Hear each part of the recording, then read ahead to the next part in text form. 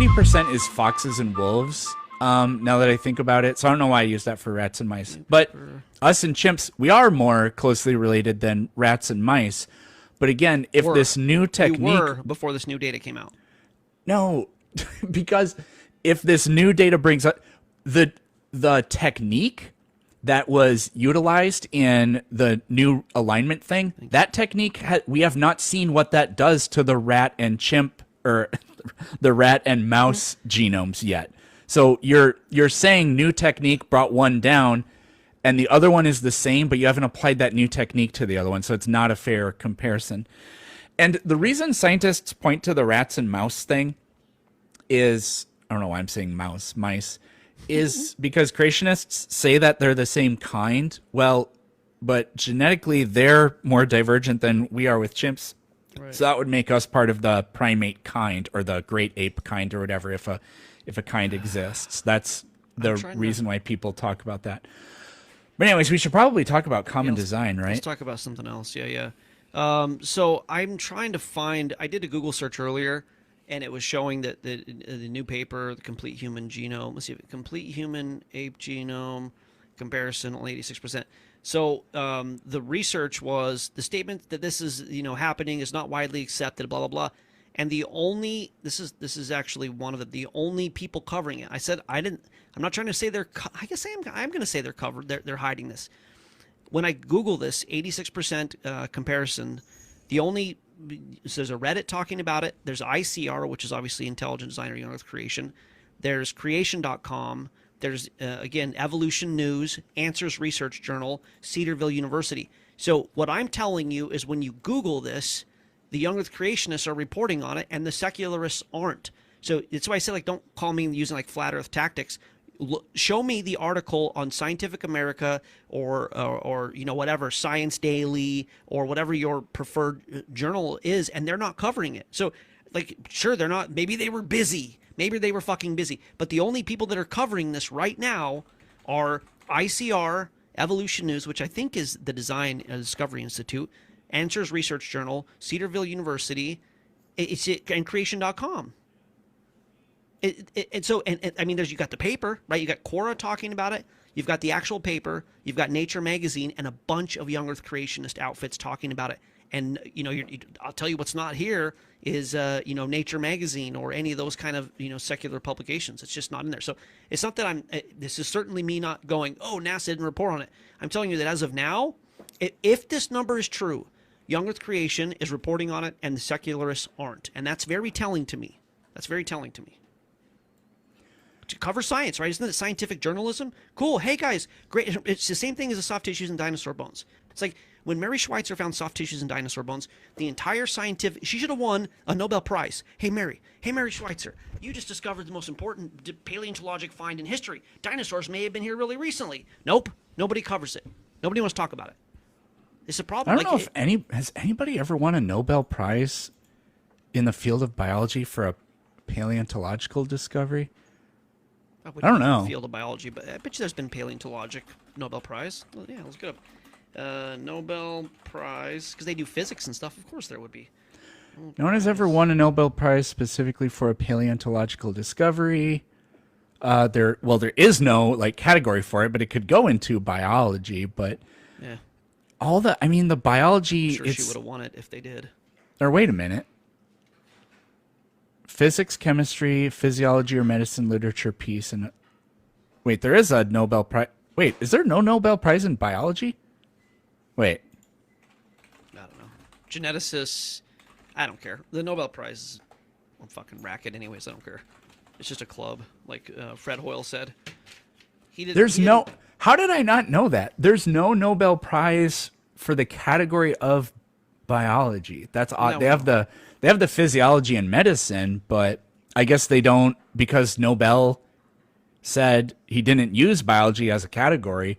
They haven't added, and that's interesting and very weird. Anyways, yeah. Okay, what do you want to do? I want to talk about the design thing because I don't think that creation science or whatever is. I don't call it real science, but what's actually kind of funny is ideas like the genomic similarities being a product of common design. That's actually testable, and it may not be like strongly testable, but I think it is testable, and it actually like I don't think it bodes well for the creationist at all. So you were talking about this with the last guest. I can't remember how you put it, but you said the reason us and chimps are so similar is because we look similar. So the designer designs body parts and the genome is the reflection of that. Something to that effect, right? Yeah, yeah. So software code programmers, software code writers constantly reuse coding. If we look it up, is reuse of code a best practice? And they, of course they do. So where they can reuse code that they know works, they're going to, whatever, copy paste it instead of writing a proprietary code from the ground up every time. So the idea that DNA is like a computer code, which I don't think it is a computer code, but it is like it. I mean, obviously a lot of scientists have said this. They even have data scientists storing digital information on DNA currently. So the DNA being like a computer code, if there's a programmer, you would either expect, or at least it would make sense that he would reuse code where he can. Yeah. Well, there's kind of the awkward thing that Darwin literally called evolution descent with modification. And when you say reusing the code, it sounds exactly like descent with modification. Sure. Now,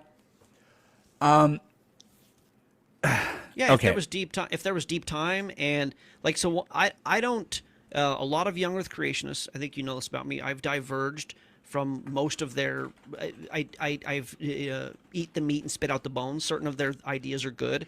Elements of catastrophic plate tectonics are good. Some of them are wrong. Obviously, the heat problem, when they tried to include radiometric dating, that was a problem. Genetic entropy, there's things about it that I agree with. I currently don't agree with speciation. Now, it could be that I don't have enough access to, there's some sort of data that I'm not seeing that disproves my worldview. But based on my research, there's 6,500 land mammals in total that we've discovered. There's 11,000 birds, 11,000 reptiles. You could put a kind of conservative number of 150-ish thousand animals total that would have gotten on the boat, and they would have fit easily. Weight constraints, food, everything. So I think that the animals that we have today are the animals that got off the boat. So I don't currently believe in speciation. If I agreed with speciation, well then, if there was enough time, clearly speciation could end up in something like the phylogenetic tree. I don't think that that's happened. I think that there's specific species, everything that we see today. So if you want to give me some science against that, you're welcome to, but I disagree with that part of the young earth creation method. So what I do agree with, go ahead. I can talk about the flood thing afterwards, but I want to stick on the common design thing. I think that that's absolutely disprovable. So, okay. How many similarities do like a shark and a dolphin have, for example? No idea. 10. Well, so if we're looking at them, at least one. yeah. So like if we're looking at it from kind of like, I wouldn't say a subjective lens, but if we're trying to analyze their design, we would say they have a huge number of similarities, right? I'm sure huge is dorsal fins, pectoral fins, the shape of their body, the fact that they're torpedo shaped, the fact that they're smooth, you know. Torpedo shaped. Well, they are kind of like a long football, maybe. Torpedo shaped. Well, yeah, sure. If what we say is, oh, the DNA in humans and chimps, it's similar because the designer is starting with a base design, but then changes it the way the designer needs to create the organism. Like some cars, there are like what do you call them? There's like platforms and like a chassis or whatever, not a chassis, but like the skeleton or whatever of a car.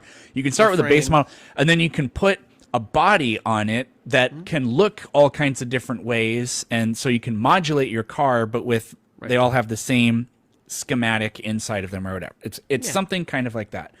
Well, I think convergent evolution completely blows this out of the water because it would predict that the dolphin and the shark being so, from the perspective of design, similar, it would predict that they'd be closely tied in that genetic blueprint. But they're not at all. The dolphin is more closely related to the hippo that it shares nothing at all with. Right. Yeah, dolphins and hippos. Yeah, I mean, that's obviously rooted in common ancestry. You guys are very thoroughly convinced of common ancestry. I think it's a ridiculous idea. I think for there to be fins work. But if that makes sense. Maybe but made if- of fucking biological rubber works. What? That doesn't mean they came from the same first biological rubber unit. If dolphins are mammals, then Sure. what should? Because, you know how like in the Bible it says bats are birds. I've heard that. Is it when it related to the kosher laws? Is that what it is? Yeah. So what some people do is they say, no, the Bible doesn't say that a bat is a type of bird. Blah blah blah. Yeah. So I think when people say that, they're kind of Isn't the idea right. don't eat bats but eat birds? Isn't that the thing? Are you No, not they, supposed to no, eat they bats? they ban bats as well. They give a list of birds and then they include bats. So what I think is really going on is that was written by What is the point? I people don't care. What's the point of that? I don't understand the point of that argument. because what's really going on there is a very long time ago. It's not like unique to the people writing the Bible, but they would have categorized things that fly as a type of organism. Now, when we started getting more scientific, we said, no. It's not just skin deep or whatever. So, for example, a really long time ago, people said a dolphin is a kind of mammal. Okay? Well, so I can't remember what you were saying earlier, but you were just kind of poo-pooing the entire point I made. But, like, look, if a mammal, or if a dolphin is a type of mammal, then what should it be most closely related to? Other mammals. And genetically, they are. If it's designed to live in the water, and that design necessitates that it has to have fins and a smooth body and be torpedo-shaped and whatever else, then I would start in the same base design that I do with the other fish. But a dolphin isn't a fish. So I think the design prediction is falsified by examples of convergent evolution like this. So, okay, so your argument against design is that common ancestry is true and convergent evolution is true. So I disagree with both of those. No, the evidence is consistent with common design or common descent. It's not consistent with common design. No, it's in order to defend your stance, you have to say something ridiculous like, if I were the designer, I would do this. Like that, like you said a lot of words. But that's what you said. But yes, but the idea that convergent evolution isn't is reasons to think that you don't have a common designer because if I were a designer, I would do this or that. That you have to then assume as the designer you would make this or that decision. So I don't. But that's what you did. You said the designer starts with some code, some information, and it builds and changes the organism. The reason us and the chimp look so similar is because the designer is using a very similar blueprint, we'll call it that, but then changes that blueprint, and that leads to us looking right. So the way we do. The difference is that we have information, which is what the gene code is, some derivation or some version of it. And so what my claim was earlier, a prediction we could have made in young Earth creation, and obviously this is post hoc, so it doesn't matter even that I say this, but is to say that we have one designer, since this is information where he can reuse code, he would. That would be a prediction we could have made. As far as what you're saying, you would have to say a designer wouldn't make a dolphin and a shark, and they would be similar but totally different. They wouldn't do that. Now, you can say that, and I'm even fine with awarding you a point. Like, if we were to look at this, like, we don't know whose worldview is true. If I were to say, I think that similar DNA points to a similar programmer, and then you say you can't use that argument because we shouldn't have sharks and dolphins that look similar but aren't, I'm fine with awarding you that point. What it doesn't do to me is make common ancestry more valid, or the idea. I think convergent evolution is a ridiculous idea, especially when you have organisms that are very similar that have convergently evolved the same traits, whatever, randomly. I don't think that's even possible. It makes more sense to me that the shark was designed and the dolphin was designed. That God, but you say that the genetic similarities are because of design, and if genetic similarities are what produce phenotypes, then those with similar phenotypes should be similar genetically, and that's just not the case. I mean, it's the case within the group, like dolphins and whales are closely designed and closely related because they're mammals. Okay. That fits with the evolution, the evolutionary worldview. But when you say that design or I get it. similarity in genome is a hallmark of design, that's disproved by all the examples of convergent evolution. So, fleshing out your argument, you were saying if there is a creator, you shouldn't have a shark and a dolphin that look similar but aren't similar, and you shouldn't have redundant use of That's code. the conclusion, not the if. The if is if similarities in genes are the signature of the designer. You got to start there. Yeah,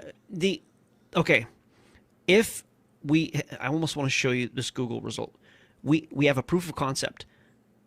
People that create software code reuse code as a best practice, not speculatively. It is their best practice. It's what they do to be most efficient, to save time, to make sure there's less errors, to not be redundant. It's the best practice. So my argument is that the reason we see similarity in the genome is because we have one programmer, one designer, and he reuses code. As it relates to convergent and whatever common ancestry, convergent evolution, and dolphins and whales, you have to say, not proof, not best concept. You have to subjectively say, I think a creator wouldn't make two torpedo biorubber machines, one that's a mammal and one that's not a mammal.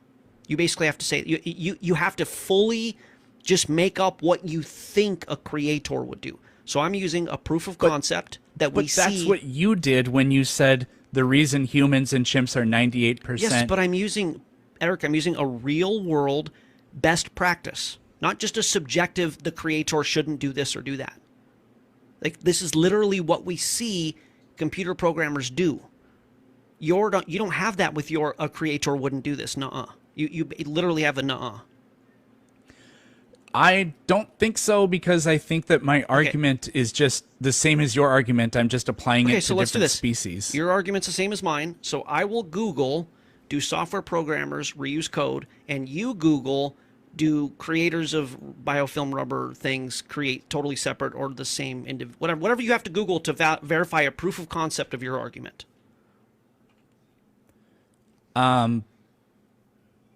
I mean, I feel like I don't think I would really modify my argument, because for you it got like, I can just write it down. Why are we so similar to chimps genetically? Answer, because a designer is working off of a template. Sure. I like that. Okay. And so well, how would I fit the way like us and chimpanzees look? Or because, I mean, we're not talking about the way humans and chimps look or whatever, but the evolutionary scientists or whatever, they categorized humans in the ape family long before we knew how to do any kind of genetic testing, based on those outward appearances, the skeletal similarities, the fact that we share every single organ with them, for example. So How then, about this? Would this be if your theory, like arguing that common ancestry makes more sense through convergent evolution? I could do this all day. Should we start looking at primate family trees and see just how fucking similar we actually are? That lady's got her bush out. Let me get a different picture in here. Hold on. Damn it. Why does it always got to be naked in science? I don't understand that. oh man, Hold on. Don't be mad, TikTok. what Eve before she knew the difference between right and wrong isn't good enough for VOR? Yeah, no, pre-tree Eve. Pre-tree Eve. This is there you go. There's your cousin. We look exactly like. So here's another one. I wish I could make this a little bit bigger. Yeah, no, that doesn't do it for me. To me, that, like, I wouldn't ever look at that and go, yeah, we all came from the same dumb shit make-believe thing.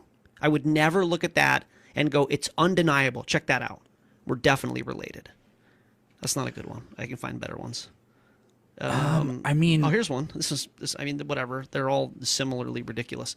Look at this. So I understand we're 86% genetically similar, but I did the joke, the Sesame Street. One of these things are not like the other. One of these things doesn't belong. Like, sure, wait, genetically you we're think a similar. lemur and a chimpanzee look more similar than we do to a chimpanzee? What I think is that this is not our family, and we don't look anything like any of them.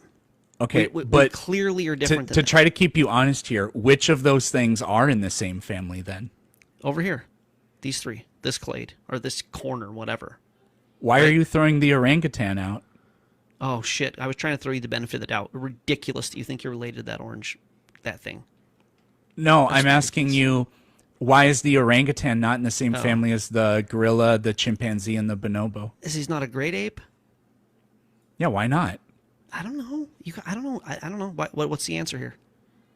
Well, I don't think that there is an answer. The whatever arbitrary cutoff you did seems I don't know what it's based on because he's orange. Seems to be. He still has thumbs. He a doesn't race have thing? a tailbone. Bringing race into this? Yeah, Okay. the orangutan. Yeah, I don't see orange. There are no conflict. orange people except our president. So Unfortunately, I'm just saying this is supposed to be our family tree or whatever, and I just don't see it. This is that we're related to all of them. So sure, we have more. Like, let me ask you this: if we were to build basic coding, right, like height and like limb length and whatever, 4 limbs, wouldn't you think that her coding would be similar to this one than would be to that one, and you'd get more and more divergent coding as you went further down, and it's a striped skunk's tail monkey? Like, that would be less related. It doesn't move the needle to me that this thing that kind of looks like her. Oh, but here's what it does. VOR. I think so. Okay. If in front of you, you instead had a shark, a dolphin, and a hippo, which of those things is not like the other? A shark, a hippo, and was the other one? Dolphin. I would say the hippo, but you guys think the hippo and the dolphin are Right. related? or Except whatever. genetically, the shark is the one that is the odd one out. Sure. Yeah, it has different things, 'Cause- doesn't it? Doesn't it have like it's different genetically. earth, different whatever, rubber? I don't know. I'm not a marine biologist. I don't study marine biology. It's different though, clearly. It's not a mammal, right? Yeah, but so like if I try to run How through much of this, that coating is breast milk? anyways, if I try to run through There's this that thing, I'm difference trying between it to and the shark. what I'm trying to work on here is why are we so similar to chimps genetically? Because a designer is working off a template. The genome shapes the phenotype. So in other words, the template shapes the design. Well, if that's the case, then the phenotype predicts a design template. You can run it back. Okay. But that doesn't work when we look at, for example, the dolphin, the shark, and the hippo. The phylogeny predicts what you're seeing in the genome, but in not at all the design lens of it. Or like if you look at a thylacine versus a thylacine, a kangaroo, and a wolf. Well, the thylacine and the wolf are so hard to tell apart that even sometimes like I don't want to say experts because like experts literally they are good at doing that kind of thing, but you show a skeleton of a thylacine and a wolf side by side, and it's so incredibly hard to tell the difference. Whereas if you look at or even on the outside, it's difficult on the outside too.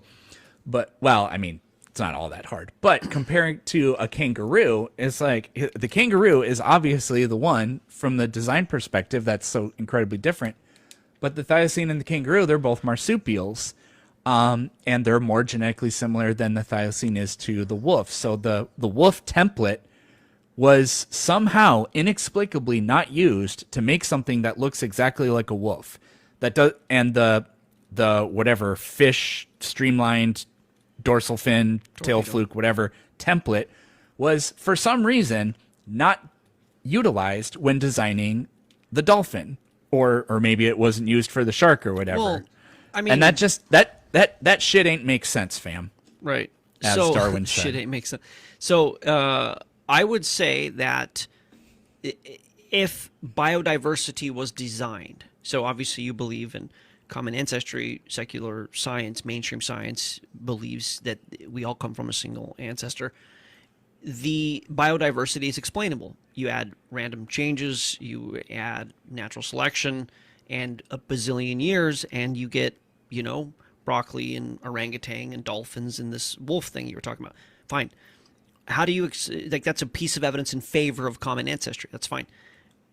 If God created these different organisms, get the weird shit in the oceans and the cetaceans and, bugs and all these things, who knows his mind and what he was thinking. But if he designed them all, obviously he wanted a wolf-looking thing that wasn't a wolf and a dolphin-looking thing that wasn't a dolphin. And that's how he would have designed this.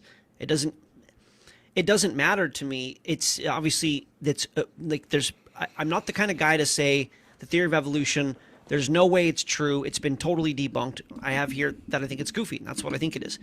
There's pieces of evidence in favor of it. And I would say that a piece of evidence in favor of common ancestry is genetic similarity and biodiversity.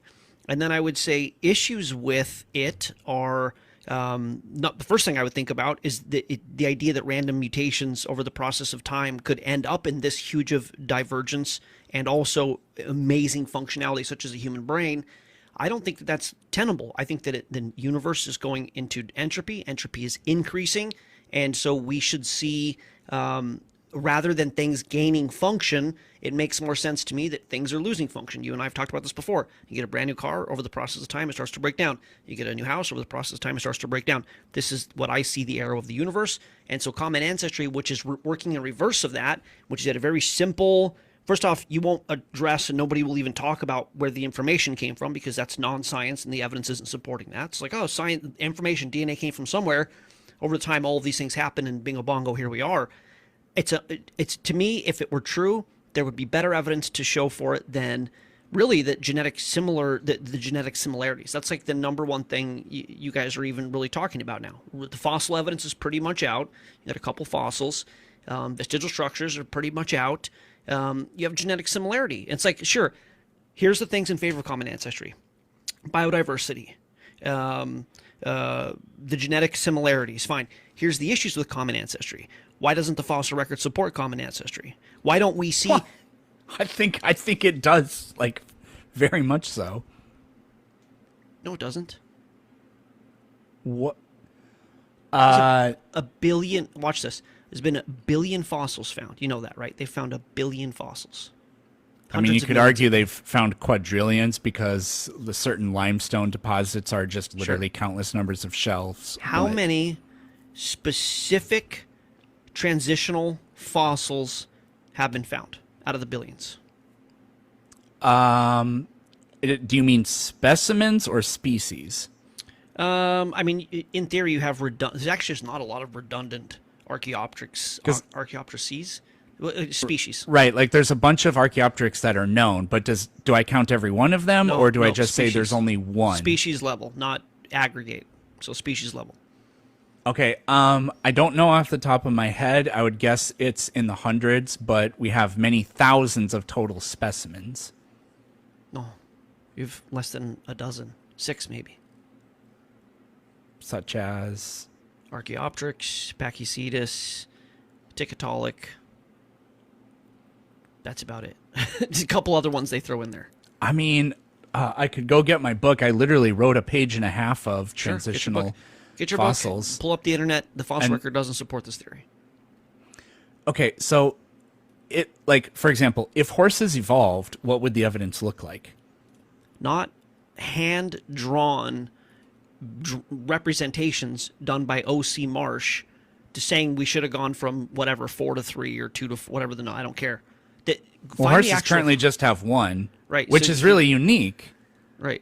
And so O.C. Marsh has this. Oh yeah, I found all these other horsefoot fossils, and he drew them, and that's what's on display. I could show you. I could Google it. It's drawings of the horse feet. I've seen pictures of their bones before. That'd be worth looking into. The actual fossil feet. It's one of the reasons. Like if we were to do this together. So let's go.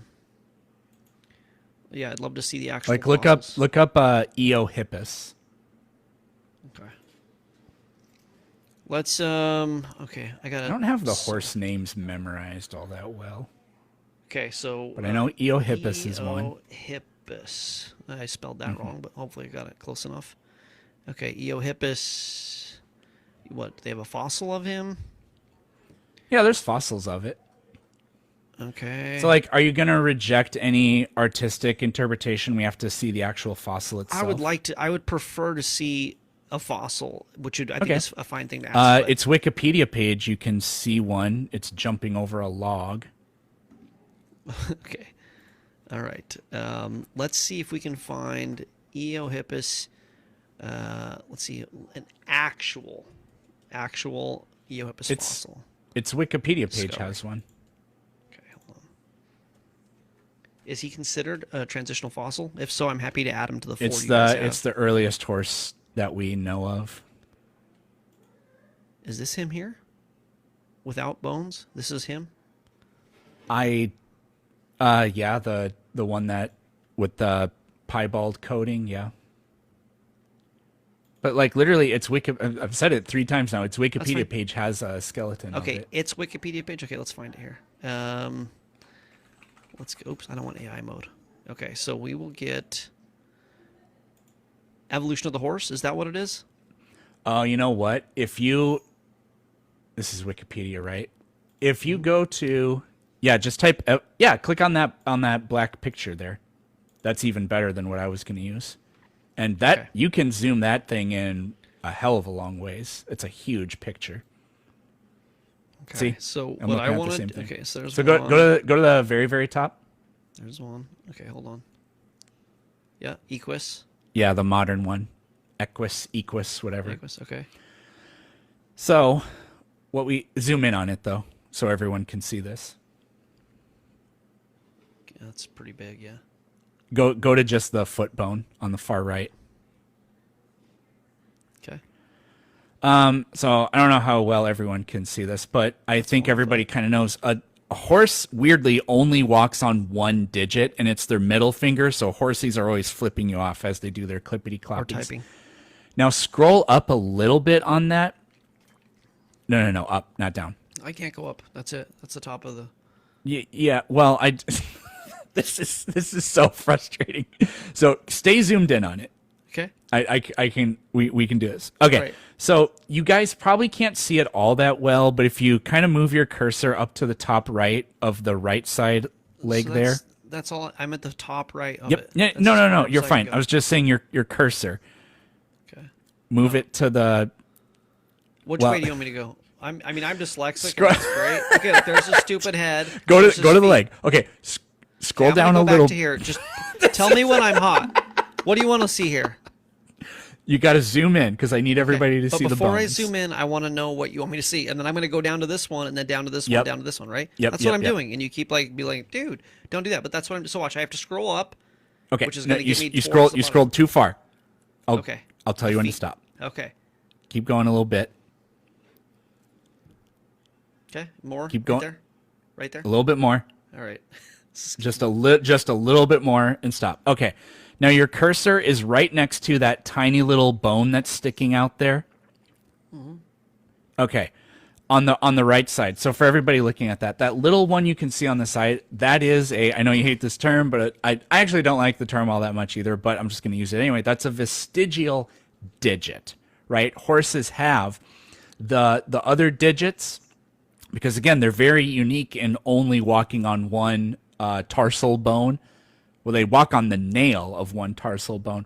But the remnants of the other ones are still there. They're just extremely reduced. And I think this is part of why horses, I can't remember, they call it a horse chestnut, I think. That thing you have to peel off their legs every now and then. But anyways, Dew scroll claw? down. It's like a dew claw. Okay. To the next one or to the toe? What do you want? Now to the next one. This one you can't see. You can see it if you're looking at it yourself. We're not going to get the resolution for it here. But if you scroll down just a tiny bit more, you can see on the flank of that leg, and we're now looking at, which one is this? Meryhippus? Pliohippus. You can see that that reduced phalange bone is bigger. You guys on TikTok aren't going to be able to see it. You're not going to have the resolution, but it's definitely there. If we go down to the very next one, then it's extremely obvious. Go down a little bit more where you can see the hooves. There, you can actually see the hooves splayed on either side.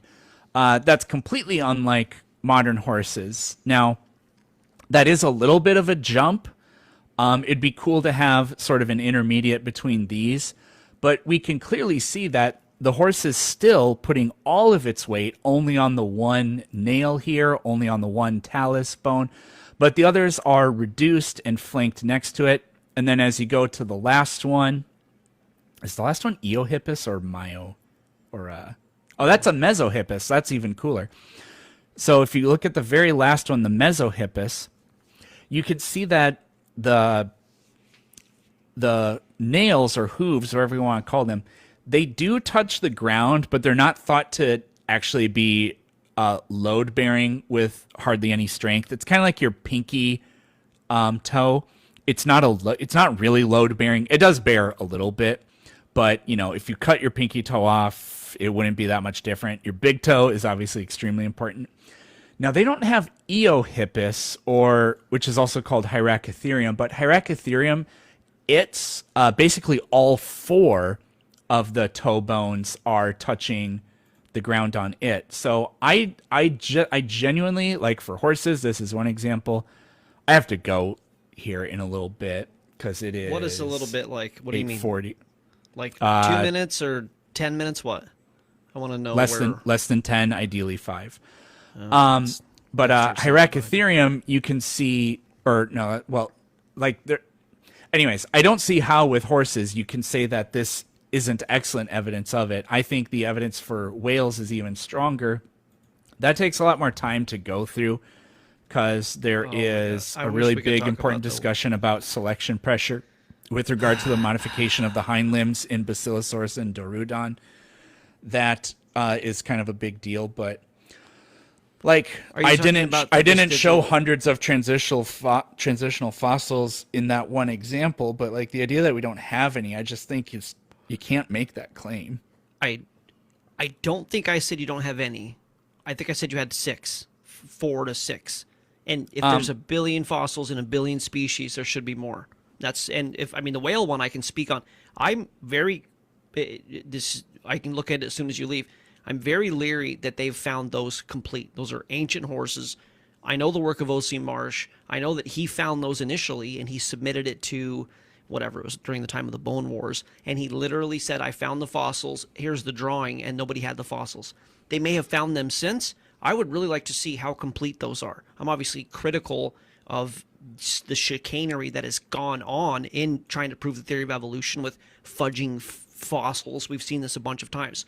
Am I saying they don't exist? No, I'd like to look to see what they are. I'm leery because I've only seen the drawing that O.C. Marsh had. Sure, they might have those. They may not. That is good evidence for it. I think they have 4 to 6, and this is my issue with it. Pachycetus, which isn't transitional. You want to think it is, but it's land mammal with fur. If you want to believe it turned into an 80,000-pound blue whale over the time, I think it's a ridiculous claim. That we found out that the vestigial legs in Basilosaurus, Dorodon, especially Ambulocetus, those aren't vestigial hind limbs, which I don't know if you're going to point to that. It's the anchoring point for the whale penis. It's the skeletal structure for the anchoring of the muscles that control its reproductive capabilities. It's not hind limbs. Yeah, but their original function was for locomotion, and it based on what? Based on its ancestors. Based on that common ancestry is true. Yeah, well, that's what a vestigial structure is in the worldview. Right. So in your worldview, you think that this land mammal, which Pachycetus was 80 pounds, started to swim enough that eventually it started to gain bigger lung capacity, blubber, whatever this process is. Stopped using its stupid legs. Its legs became withered and no good, and then eventually the penis attached to those once used bones. I don't know. Fun fact: dork means whale penis. That's what that word originally meant. Wow. So I'm gonna use dork. So when you call somebody a dork, it's actually a pretty epic burn. That's pretty Like I know that pelvic muscles, and if we're talking about dorks, that's the area we're looking at. I know that those attach to the pelvic girdle. To what extent it attached to like the humerus in the leg or whatever, that's interesting. I don't know. I think that this is actually kind of a goofy argument to try to make for design, because it's like, okay, why the hell would a designer create legs that are for the whale dick? How does that make any sense? It's a pelvic bone structure, has nothing to do with legs. It is. Wait, are you talking about modern whales? Modern whales, yeah, they have the pelvis. Well, okay, but you brought up Basilosaurus earlier, and we were talking about its legs, and you said it's a muscle anchor for the whale dork. But if we're talking about no, what I said is modern that the whales, theory is that Pachycetus transitioned into a modern whale, and that he stopped using his legs, so they became useless, and he was dragging them around, and then eventually he stopped using them, and then instead of him having legs attached to that, the muscles for the whale penis attached to it somehow. I don't know how it was reproducing beforehand. To me, it's ridiculous. Imagine if I made a creationist claim like this 80-pound animal crawled into the water because the fish were better, and it evolved blubber and a baleen and a blowhole and grew to 80,000 fucking pounds. If I told you that, you would want to see good evidence. The evidence is not there, especially when some of those, if you watch my interview with Dr. Carl Werner, which I know you don't like the guy, he's covered the work of Phil Gangridge and Hans Thewissen, who found Rhodocetus and Ambulocetus, and he caught them red-handed, manipulating the fossils, the tail fluke, the rear legs, the snout. The tail fluke. Yeah, they were wrong about everything. We could do a whole hour or two just discussing the transition, because that's one of the things evolutionists point to. The transition of whales. We have this great chain of custody from Pachycetus to the modern whale, and we don't. And if you want to talk about that next time, we should do that. Yeah, we'd have to do it next time, because I think we do, and the genetic evidence really backs it up as well. But we'll have to leave it there. It's been about an hour in total.